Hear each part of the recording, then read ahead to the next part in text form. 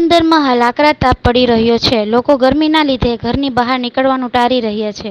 આવી આકરી ગરમીમાં પક્ષીઓને પણ ઠંડક મળી રહે તેવા હેતુ બાળકો દ્વારા અનોખી સેવા કરવામાં આવી હતી.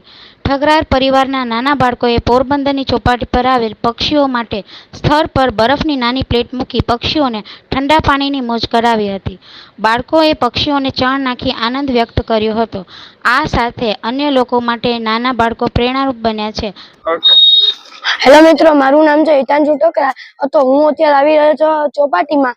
બધા પક્ષીઓ, વિદેશી પક્ષીઓને ગરમી થતી હોય એટલે મેં બધા કુંડામાં નાખ્યા છે બરફ, અને કબૂતર પાણી પીવે છે, નાય છે. પણ આપણે તો એસીમાં સુઈ જશું, પણ કબૂતરનું શું? કબૂતર ગરમીમાં એમને એમ ગરમી ચડશે એટલે મેં બધા કુંડામાં બરફ નાખ્યા છે. હેલો મિત્રો, જય સ્વામિનારાયણ. કેમ છો તમે બધા? તો અમે અહીંયા આવ્યા છે ચોપાટીમાં. તો આપણે બધા આ કબૂતરને ગરમી ના થાય એટલે અમે અહીંયા આવ્યા છે. તો એ લોકોને અમે અહીંયા ગરમીમાં બરફ નાખ્યા છે પાણીમાં. ગરમીના તો આપણે બધા તો ઘરે જઈને એસીમાં સુઈ જશું, પણ બિચારા કબૂતરનું શું થશે? તો અમે આજે આવ્યા છે અહીંયા કબૂતરને ઠંડુ પાણી પીવડાવવા અને બરફ નાખી દીધો છે અમે.